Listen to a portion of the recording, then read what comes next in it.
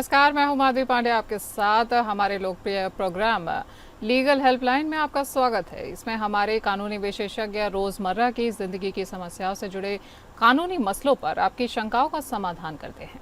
आप भी चाहें तो इस प्रोग्राम से जुड़ सकते हैं और फ़ोन करके किसी भी तरह की कानूनी राय हमसे ले सकते हैं। आज हम आपको विदेशी फंडिंग से जुड़ी जानकारी देंगे। विदेशी फंडिंग यानी FCRA के तहत रेगुलेट होता है। पूरा FCRA का पूरा नाम फॉरेन कंट्रीब्यूशन रेगुलेशन एक्ट है, जिसमें हिंदी में विदेशी अंशदान यानी विनियम अधिनियम कहा जाता है और इसे साल 1976 में बनाया गया था और 2010 में इसे संशोधन किया गया था। कोई भी ऐसी गैर सरकारी स्वयंसेवी संगठन जो सामाजिक या सांस्कृतिक कामों के लिए विदेश से चंदा लेना चाहती है या फॉरेन इन्वेस्टमेंट लेना चाहती है, उसे FCRA के तहत रजिस्ट्रेशन कराना होता है। अगर FCRA ने किसी तरह की गलत फंडिंग पाई या उसे पर्टिकुलर NGO का रजिस्ट्रेशन रद्द भी कर सकती है। आपको बता दें कि FCRA में गलत फंडिंग पाई जाने पर FCRA उसका रजिस्ट्रेशन रद्द कर सकती है। अब ये बुनियादी जानकारी थी जो आपसे साझा की जा रही थी। विदेशी फंडिंग और FCRA पर पूरी जानकारी देंगे हमारे आज के कानूनी विशेषज्ञ एडवोकेट नवीन पांडे जी। बहुत बहुत स्वागत है सर आपका। शुक्रिया माधवी जी। अगर आप भी चाहें तो FCRA से जुड़े और विदेशी फंडिंग से जुड़े कोई भी सवाल हैं आपके, तो आप फ़ोन कर सकते हैं और हमारे लीगल एक्सपर्ट से जुड़ सकते हैं या किसी भी प्रकार की कानूनी राय ले सकते हैं। हमारी फ़ोन लाइन्स खुल चुकी हैं। नंबर आपको बता देते हैं 0120-6127-937, 0120-6127-938। आप इन नंबर्स पे कॉल कर सकते हैं और किसी भी तरह की कानूनी राय हमसे ले सकते हैं या हमारे लीगल एक्सपर्ट से जुड़ सकते हैं।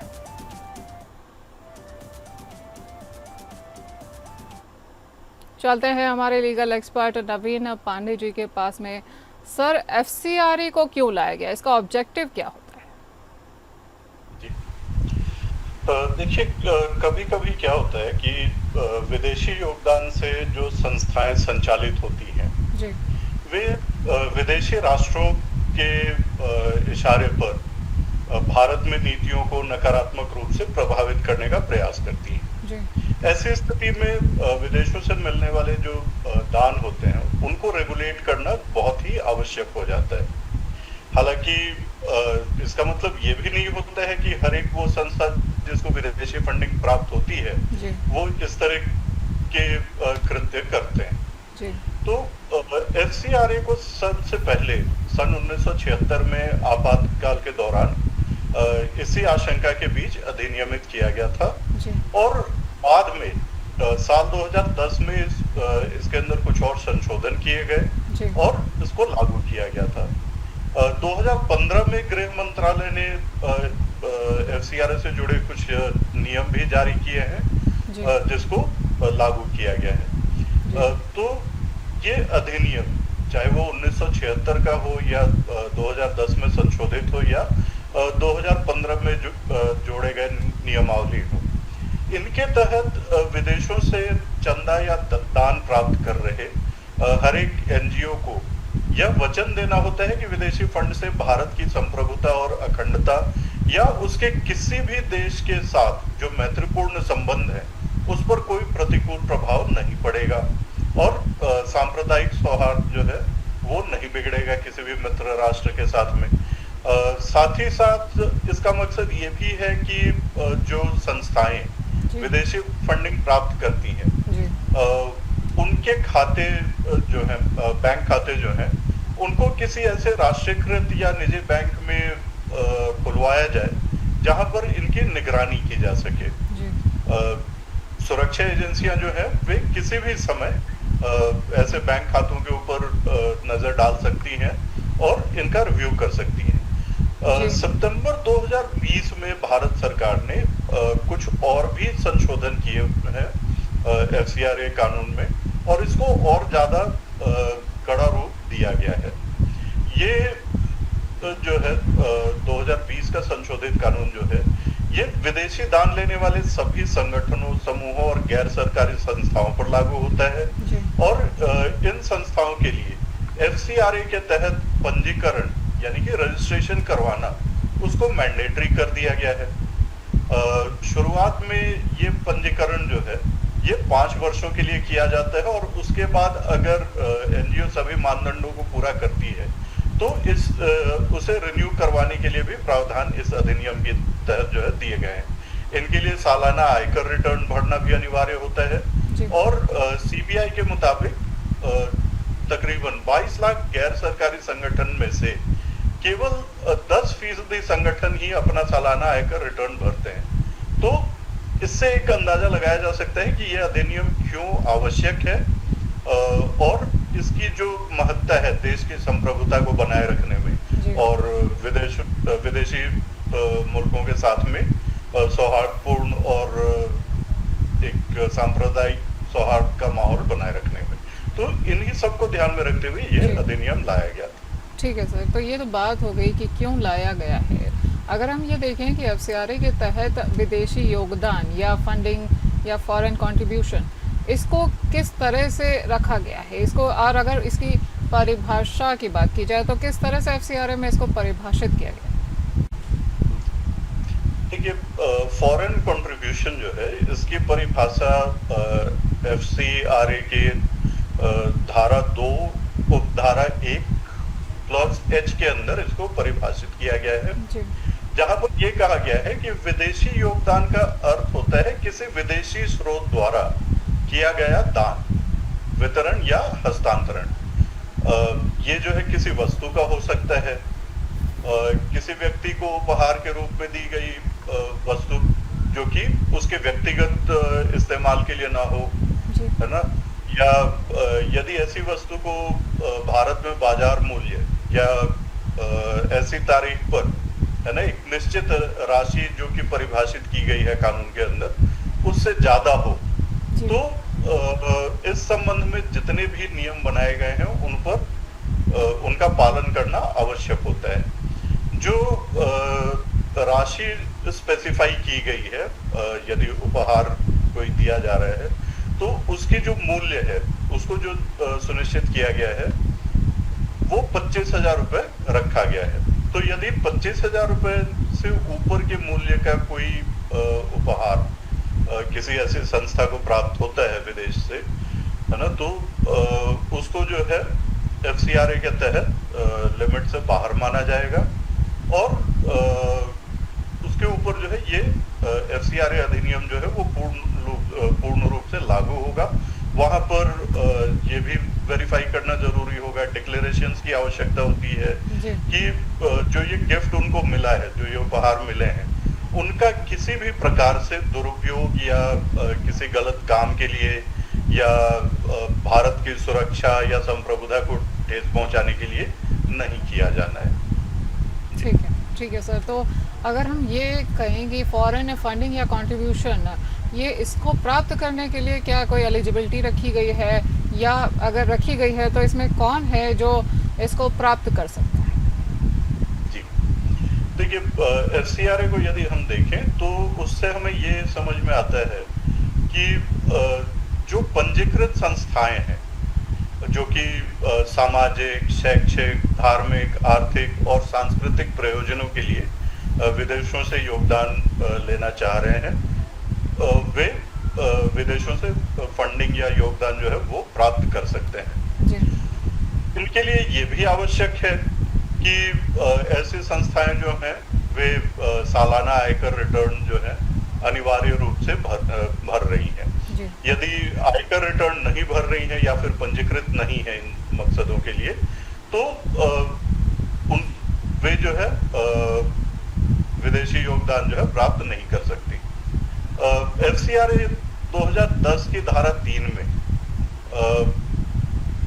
वहां पर स्पष्ट रूप से ये कहा गया है ना, कुछ संस्थाएं हैं, कुछ प्रकार की संस्थाएं और कुछ लोगों को छोड़कर, है ना, कि कोई भी व्यक्ति या हिंदू अविभाजित परिवार या फिर कोई संस्था या कंपनी अधिनियम 1956 की धारा 25 के तहत पंजीकृत कंपनी, है ना, कुछ शर्तों का यदि पालन करते हैं तो वे विदेशी योगदान प्राप्त कर सकते हैं। अब शर्तें क्या है?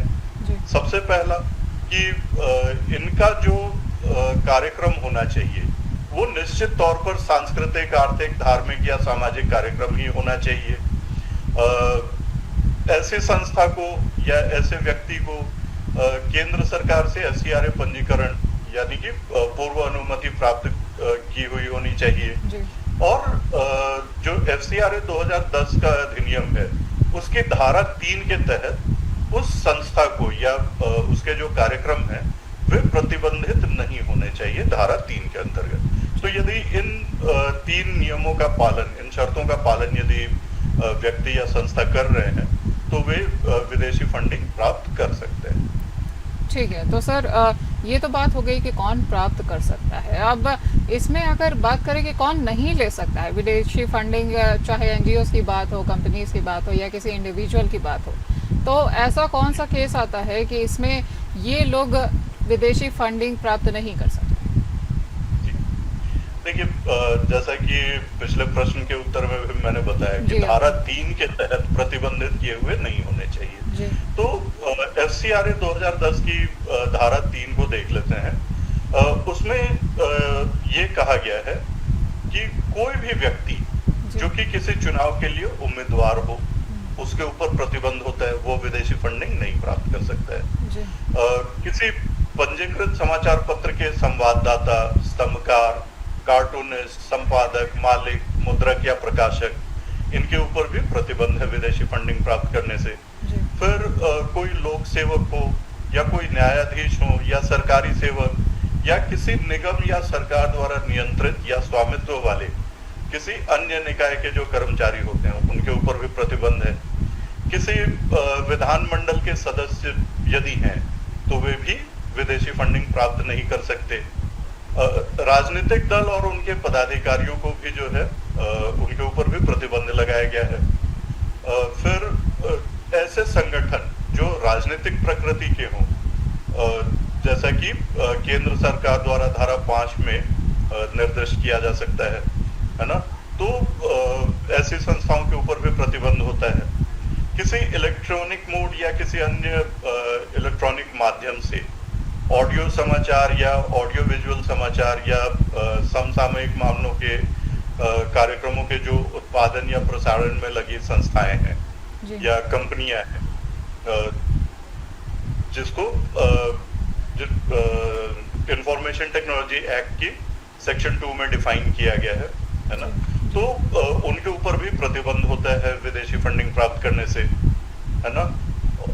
इसी के साथ ऐसे व्यक्ति या संघ जिन्हें विदेशी योगदान प्राप्त करने से कैटेगोरिकली या स्पष्ट तौर पर उन्हें उनके ऊपर रोक लगाई गई है ना। कई बार ऐसा होता है कि देश की सुरक्षा को ध्यान में रखते हुए बेशक वे लोग या वे संस्थाएं जो दूसरी कैटेगरीज की हमने बात की उसमें नहीं भी आती हो, लेकिन यदि सरकार को या ऐसा प्रतीत होता है कि ये संस्थाएं इस प्रकार की कोई हरकत कर सकते हैं तो उनके ऊपर प्रोएक्टिवली भी प्रतिबंध लगाया जा सकता है। तो यदि प्रोएक्टिवली प्रतिबंध लगाया गया है सरकार के द्वारा तो ऐसे लोग या संस्थाएं भी विदेशी फंडिंग प्राप्त नहीं कर सकते। जी ठीक है नवीन पांडे जी। सर, हम ये भी जानना चाहेंगे कि विदेशी योगदान, फंडिंग या कंट्रीब्यूशन लेने के लिए अगर कोई प्रोसेस फॉलो किया जाता है तो वो क्या है और किस तरह से ये पूरा प्रोसेस फॉलो किया जाता है?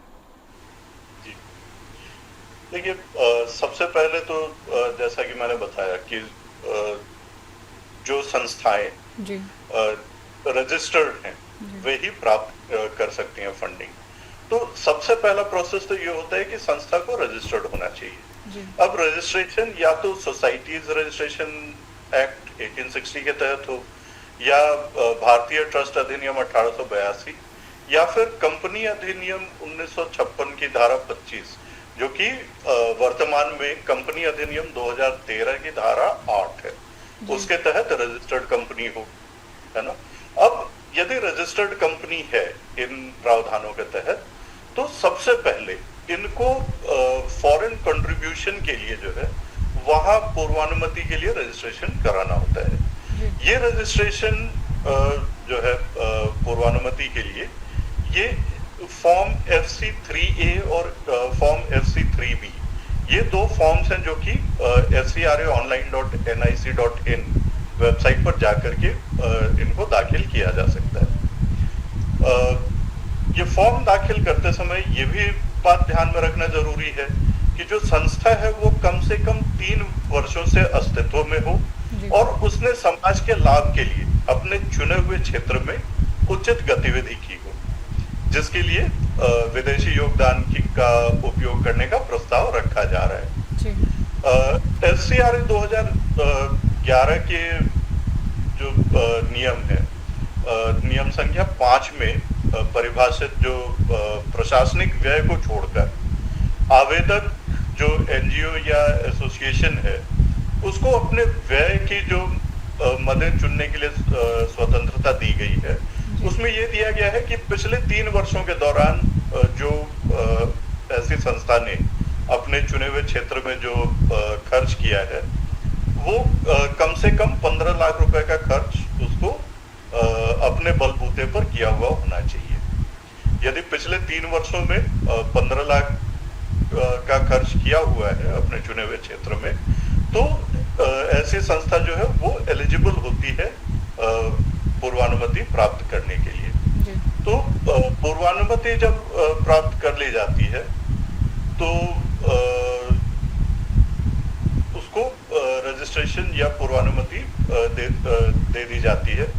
इसके बाद जब विदेशी फंडिंग प्राप्त करनी होती है तो जो डोनर है यानी कि जो दाता है उससे एक विशिष्ट प्रतिबद्धता पत्र जो है वो लेकर के भी जमा कराना होता है, जिसमें विदेशी योगदान की राशि और उद्देश्य जिसके लिए ये फंड दिया जा रहा है, ये दोनों चीजें घोषित की हुई होनी चाहिए। जो भारतीय प्राप्तकर्ता संगठन है और जो सामान्य सदस्यों वाले विदेशी दाता संगठन है, ऐसी स्थिति में भारतीय प्राप्तकर्ता संगठनों को FCRA पूर्वानुमति जो है उसके लिए कुछ शर्तें भी रखी गई हैं, जैसे कि प्राप्तकर्ता भारतीय संगठन का जो मुख्य पदाधिकारी है वो दाता संगठन का हिस्सा नहीं होना चाहिए। साथ ही साथ भारतीय प्राप्तकर्ता संगठन के जो शासी निकाय हैं उसमें कम से कम 75% जो पदाधिकारी या सदस्य हैं ये विदेशी दाता संगठन के सदस्य या कर्मचारी नहीं होने चाहिए, बल्कि ये भारतीय मूल के होने चाहिए। इसके अलावा विदेशी दाता संगठन के यदि एकल व्यक्ति होने की स्थिति है तो वहां पर प्राप्तकर्ता भारतीय संगठन का मुख्य पदाधिकारी या पदाधिकारी नहीं होना चाहिए। तो ये कुछ शर्तें हैं जिनको पालन करना होता है और इन प्रक्रियाओं का पालन करना होता है फंडिंग प्राप्त करने की। ठीक है सर, ये बात हो गई प्रक्रियाओं की कि क्या प्रोसेस फॉलो होता है या कौन कौन इसमें भाग लेता है। तो अब अगर हम बात करें कि विदेशी फंडिंग या विदेशी कंट्रीब्यूशन कब गैर कानूनी हो जाता है, इस दौरान फंडिंग लेने वालों पर क्या कार्यवाही हो सकती है अगर ये फंडिंग गैर कानूनी साबित हो जाती है? देखिए, यदि व्यक्ति या संस्था उसने पूर्वानुमति या रजिस्ट्रेशन प्राप्त नहीं की हो या यदि पहले उन्होंने रजिस्ट्रेशन कराया हुआ हो या पूर्वानुमति ली हो, लेकिन ये पूर्वानुमति जो है उसको सस्पेंड कर दिया गया हो, है ना, या उसको कैंसिल कर दिया गया हो कानून के प्रावधानों के तहत, तो ऐसी स्थिति में जो विदेशी योगदान है वह गैर कानूनी हो जाता है ना। तो जब गैर कानूनी तरीके से विदेशी योगदान प्राप्त किया जाता है तो कुछ ऑफेंसेस डिफाइन है कानून के तहत। वो ऑफेंस यदि कारित होते हैं, है ना, तो उसके लिए काफी कठोर जो है पेनल्टी और सजा दोनों के ही प्रावधान है। जैसे कि मान लेते हैं कोई एनजीओ है ना, बिना रजिस्ट्रेशन या बिना पूर्वानुमति के लिए यदि वह धन प्राप्त करता है तो गैर कानूनी हो जाता है। इसी प्रकार से एनजीओ के पास में FCRA रजिस्ट्रेशन तो है, लेकिन बहुत सारे बैंक अकाउंट्स के अंदर वो विदेशी योगदान को प्राप्त कर रहा है, तो ये भी गैर कानूनी है। फिर यदि कोई ऐसी एनजीओ है जिसके पास FCRA रजिस्ट्रेशन है लेकिन वो सालाना आयकर रिटर्न जो है वो दाखिल नहीं कर रही है प्रिस्क्राइब्ड फॉर्मेट में, तो भी गैर कानूनी होता है। या फिर एनजीओ का एफसीआरए रजिस्ट्रेशन है, लेकिन जो एनुअल रिटर्न वो दायर कर रही है उसके अंदर झूठी जानकारी दी जा रही हो, तो ऐसी स्थिति में भी गैर कानूनी हो जाता है। इसी प्रकार से एनजीओ का एफसीआरए रजिस्ट्रेशन तो है, लेकिन जो बही खाते हैं वो मेंटेन नहीं किए जा रहे हैं जी। या एनजीओ जो है किसी दूसरे एनजीओ के लिए धन प्राप्त कर रहा है, तो ये भी गैर कानूनी है। या फिर जिस साल में कोई विदेशी योगदान प्राप्त नहीं हुआ, उस साल में नील रिटर्न फाइल करना होता है। यदि नील रिटर्न भी नहीं फाइल किया हुआ है तो भी इलीगल होता है। और साथ ही साथ यदि धन को किसी और कार्य के लिए उपयोग में लाया जाता है, तो उस स्थिति में भी ये इलीगल हो जाता है। या फिर यदि लोकल फंड्स को विदेशी फंड्स के साथ में मिक्स किया जाता है, तो उस स्थिति में भी ये गैर कानूनी हो जाता है। अब इन स्थितियों में केंद्र सरकार के पास में यह शक्ति है कि जो भी विदेशी फंडिंग प्राप्त की गई है इन सब प्रकार से, उनको जब्त किया जा सकता है और जो भी राशि प्राप्त की गई है उसके ऊपर पेनल्टी भी लगाया जा सकता है, जो कि 100% तक हो सकता है प्राप्त धनराशि का। तो ये सजा का प्रावधान है यहाँ। ठीक है सर, बहुत बहुत धन्यवाद आपका हमारे इस प्रोग्राम से जुड़ने के लिए।